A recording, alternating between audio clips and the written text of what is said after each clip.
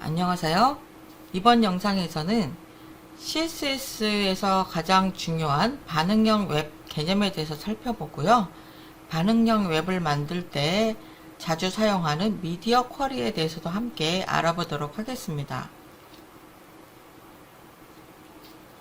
반응형 웹 디자인은 무엇인가에 반응한다는 얘기잖아요. 무엇에 반응을 하냐면 그 사이트에 접속하는 사용자의 화면의 크기에 반응을 합니다.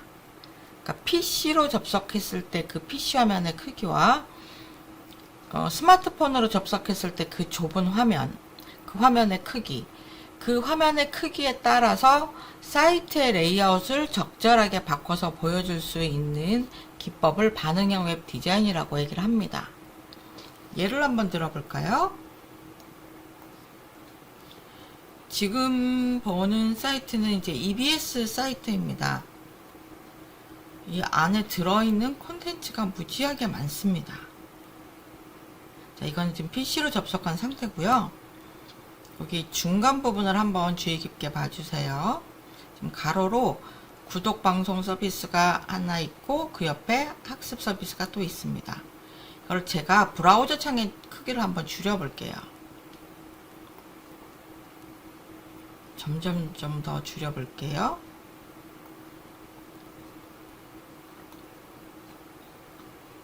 오른쪽에 있던 주요 학습 서비스가 밑으로 내려갑니다. 공간이 좁기 때문에 얘를 좁게 표시하는 것보다는 별도로 따로 표시하도록 레이아웃이 바뀌어요. 그리고 주요 구독 방송 서비스에서도 한 줄에 5개가 표현되던 게 화면 너비를 줄이면 줄일수록 4개였다가 3개였다가 이런 식으로 조절이 되는 걸 볼 수가 있습니다. 즉 접속하는 사이트 화면 너비가 얼마가 되느냐에 따라서 사이트의 레이아웃 자체가 바뀌는 거예요. 이것을 이제 반응형 웹이라고 얘기를 하죠. 그렇게 만드는 방법에 대해서 지금부터 살펴볼 겁니다. 이 반응형 웹을 들어가기 전에 먼저 알아두셔야 될 개념이 뷰포트라는 개념입니다. 뷰포트는요, 실제 내용이 표시되는 영역을 말합니다. 네, 이 사이트는 각 스마트폰의 해상도와 뷰포트를 정리해 놓은 사이트인데요. 최근에 나온 애플 아이폰 15 프로 맥스 같은 경우에 해상도를 보면 1290 곱하기 2796이에요. 그런데 그 해상도에 표현할 수 있는 문서 영역의 크기는요, 430 곱하기 932입니다. 이 해상도를 요만한 영역 안에 다 구현해내는 거예요. 이 레티오를 보통 3이라고 얘기합니다. 그만큼 이미지는 더 선명하게 표현이 되겠죠. 만일 맥 같은 노트북에는요, 해상도가 2560 곱하기 1600입니다. 뷰포트는 1280 곱하기 800이에요.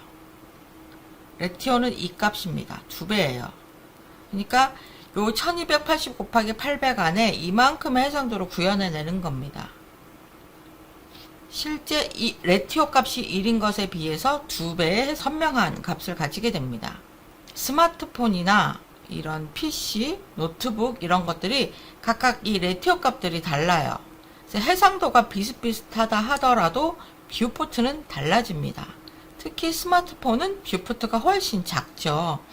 그래서 PC를 기준으로 웹사이트를 만들어 놓게 되면 스마트폰으로 갔을 때는 우리가 원했던 그런 형태가 되지 않기 때문에 반응형 웹으로 만들려고 하는 사이트는 무조건 처음에 이 뷰포트를 지정하는 태그를 넣어 주어야 돼요.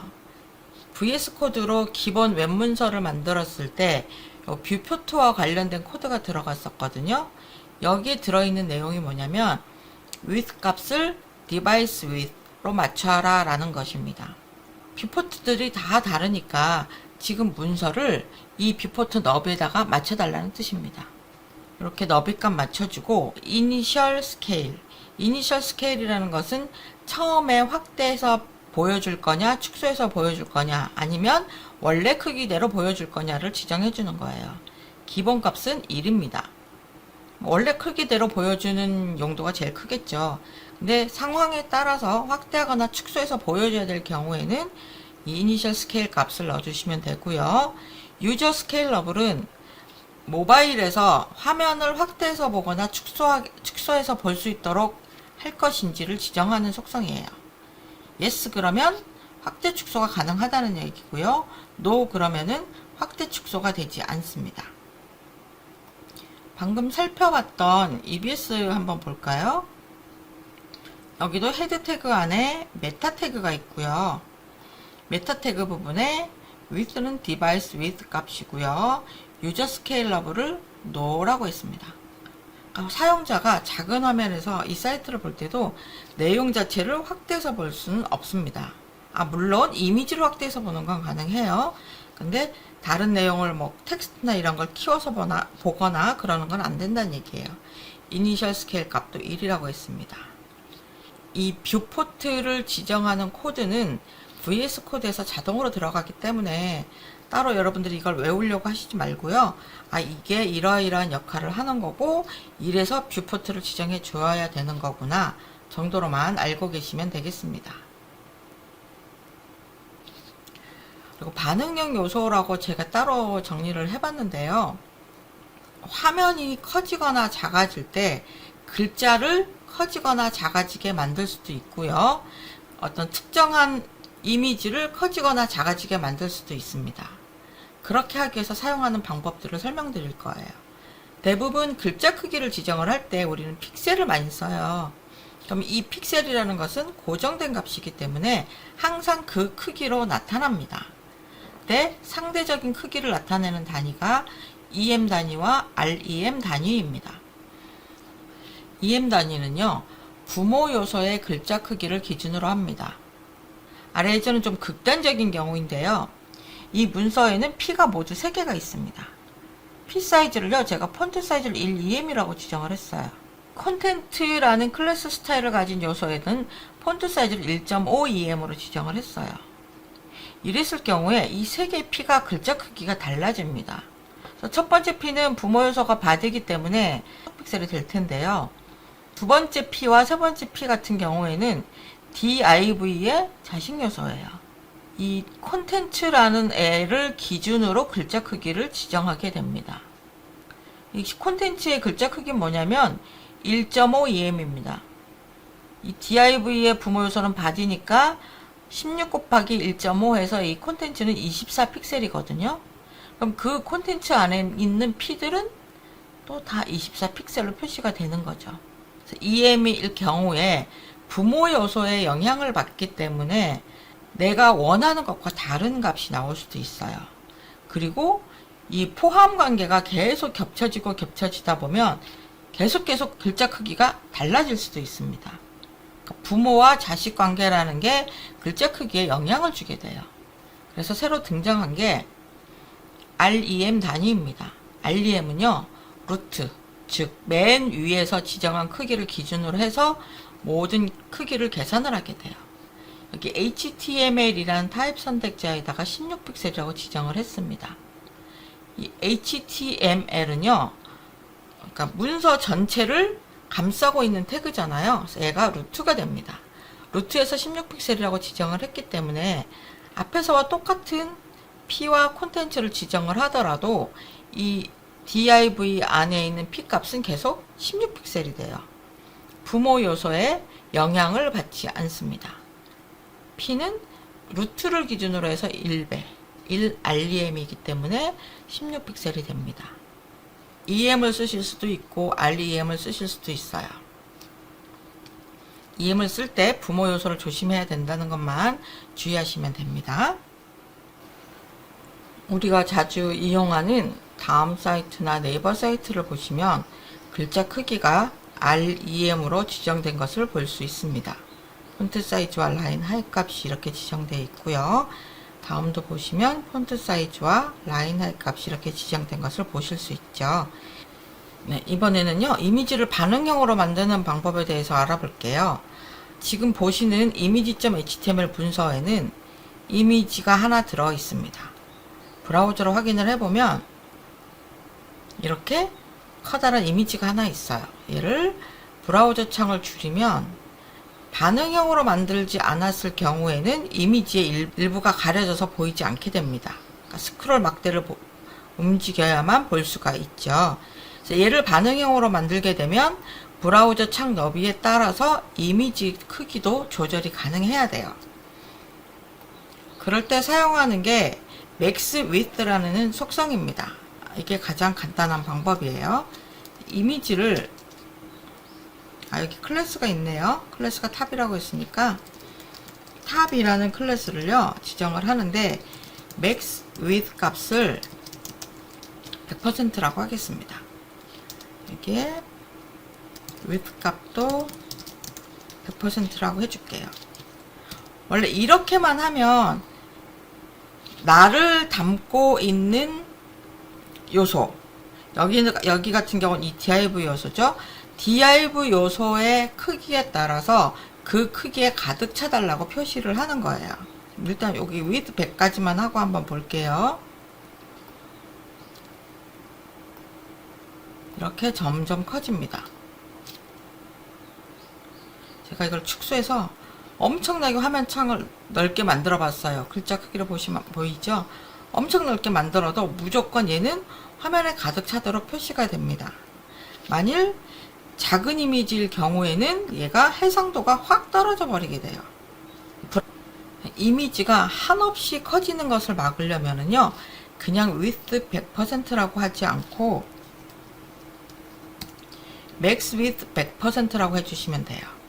그러면 그 이미지를 담고 있는 요소 크기에 따라서 이미지가 축소되거나 확대되거나 하는데, 아무리 확대되더라도 원래 크기보다 더 커지지는 않게 됩니다. 브라우저로 확인을 해 볼게요. 얘를 줄이면 줄어듭니다. 그런데 얘를 브라우저 창의 너비를 아무리 키워도 원래 이미지 크기보다 더 커지게 만들지는 않아요. 이거 두 가지 속성은 여러분이 필요에 따라서 선택해서 쓰시면 돼요. 그리고 또 하나 새로운 속성이 있는데요. 오브젝트 핏이라는 속성입니다. 이 오브젝트 핏은요, 이미지에만 적용되는 건 아니고 비디오도 가능합니다. 그러니까 멀티미디어를 넣을 때 그 멀티미디어 비디오 화면이라든지 이미지라든지 이런 게 웹 요소에 반응해서 동작할 수 있도록 값을 넣어주는 거예요. 자, fill이라는 것은 콘텐츠의 원래 비율을 무시해요. 그러니까 원래 이미지가 어떻게 됐든 가로 세로 비율을 무시하고 그 특정한 웹 요소에 무조건 채우는 게 목표입니다. 이게 기본값이에요. 그림에서 보시면 맨 왼쪽 그림이 그런데요. 원래 이미지는 정사각형 이미지인데 웹 요소가 세로로 길기 때문에 이미지를 찌그러뜨려서 무조건 그 안에다 집어넣습니다. 컨테이는요, 비율을 그대로 유지하면서 이 이미지가 다 보이도록 넣는 방법이에요. 영역이 다 채워지지 않을 수 있어요. 커버는 비율도 유지하면서 영역도 다 덮을 수 있을 만큼 만들어주는 겁니다. 너는 컨텐츠 원래 크기대로 넣는 거예요. 그리고 스케일 다운은 논과 컨테인 중에서 작은 값으로 표현을 해주는 겁니다. 여러분이 여기서 헷갈리시면 안 되는 게, 뭐 영역을 채운다 안 채운다 이래서 마치 배경 이미지처럼 생각할 수 있는데요. 배경 이미지가 아닙니다. 얘는 이미지 요소 자체가 들어가는 거예요. 그래서 이미지 위에 뭐 글자를 쓰거나 하실 수 없어요. 이미지를 넣고 글자를 쓰고 싶다라면 그 이미지를 배경 이미지로 넣으셔야 되고요. 얘는 특정한 뭐 div 요소나 이런 요소에다가 이미지를 넣는 그 이미지 자체 크기를 조절하는 속성입니다.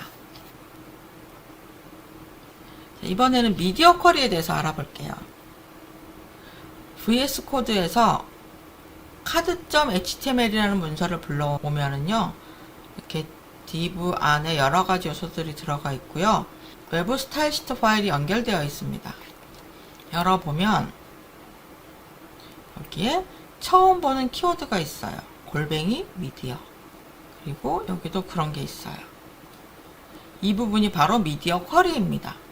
얘가 어떻게 동작하는지 한번 볼까요? 큰 화면일 경우에는 이미지와 텍스트, 요거 하나 카드라고 하면 두 개의 카드가 가로로 배치되어 있습니다. 좀 줄여볼까요? 좀 줄이면은요, 카드가 위아래로 이렇게 배치가 됩니다. 더 줄여볼게요. 더 줄이게 되면 카드 안에서도 이미지와 텍스트가 위아래로 또 배치가 됩니다.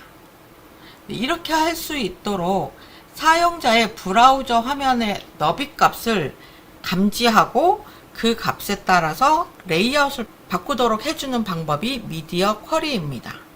여기 골뱅이 미디어로 시작하는 이 코드 부분을 바로 미디어 쿼리라고 얘기를 해요. 미디어 쿼리 구문은 아까 방금 보신 것처럼 골뱅이 미디어라고 쓰고 그 뒤에 여러 가지 조건을 나열하게 됩니다.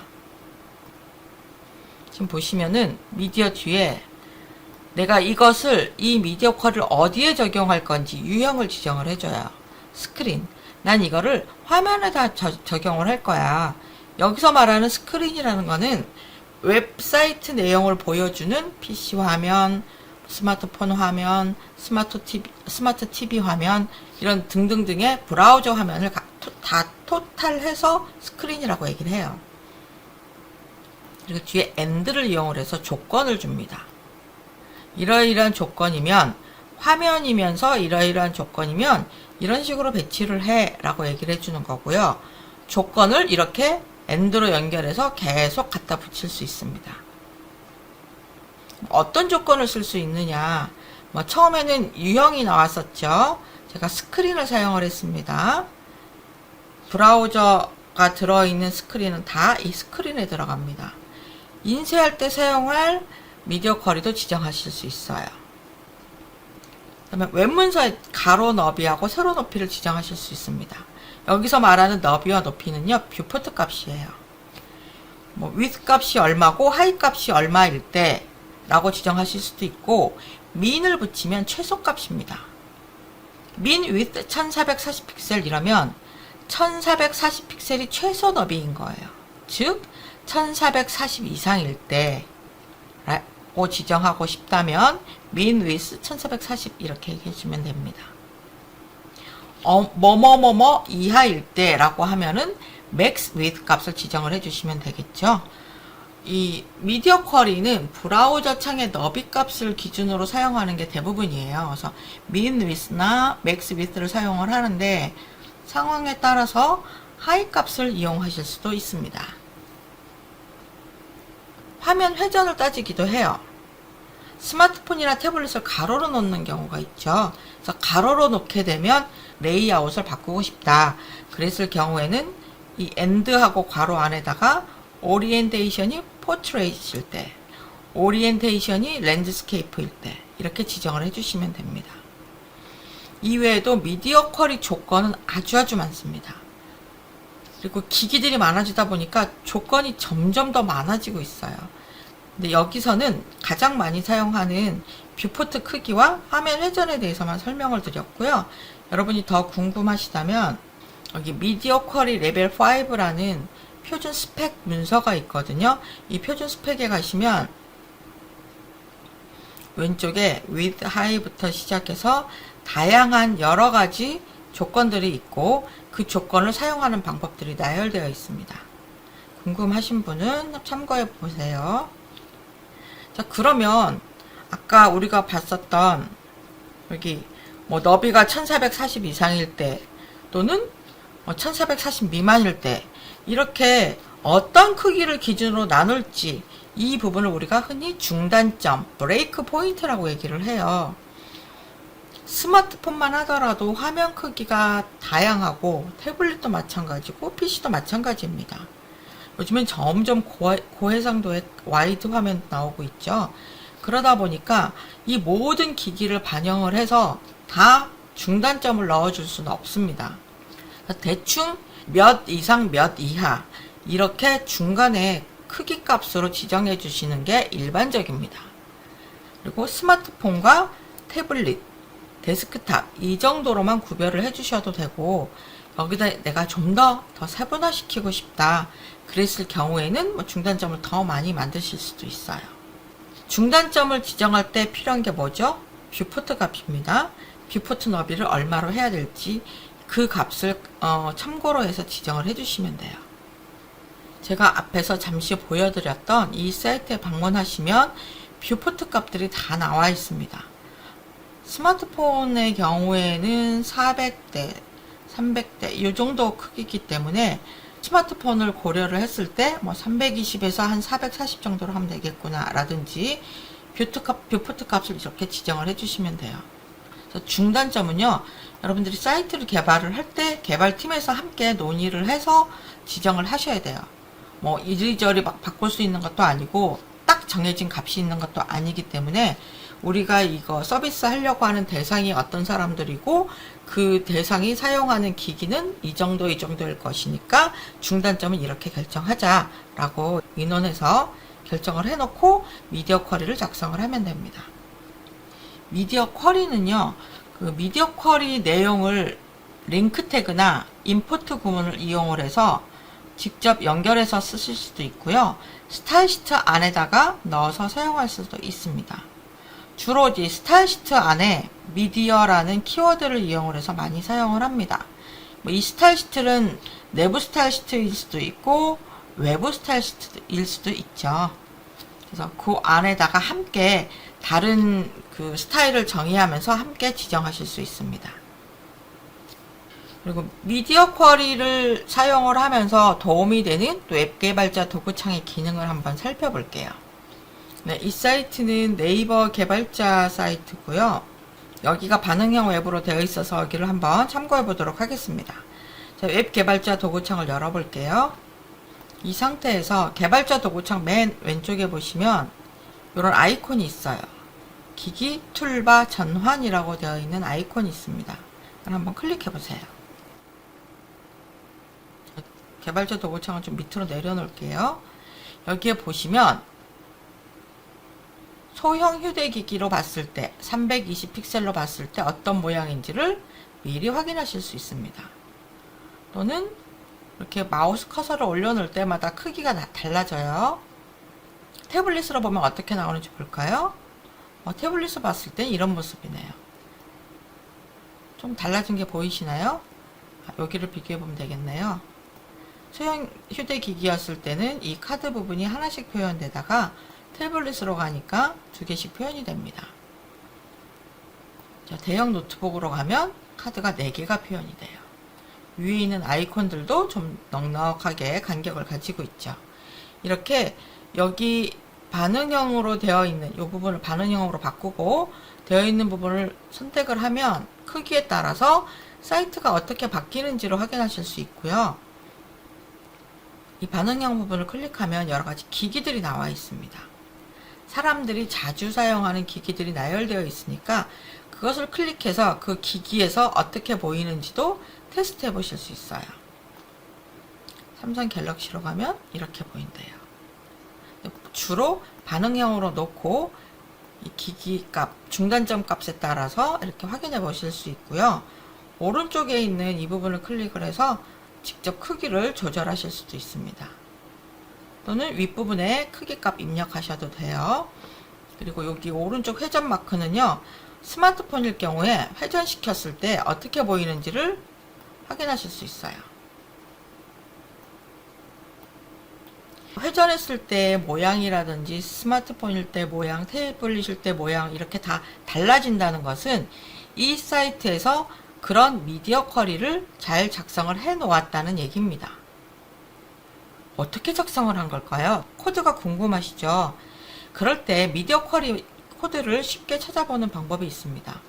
기기 툴바라고 하는데 이것을 기기 툴바가 표시된 상태에서 오른쪽 위에 점 3개를 클릭해 보세요. 그 미디어 쿼리 표시 부분을 선택해 주세요. 이렇게 파란색 부분과 초록색 부분, 주황색 부분이 나타납니다. 이 미디어 쿼리, 사용한 미디어 쿼리 코드에 따라서 색상이 달라져요.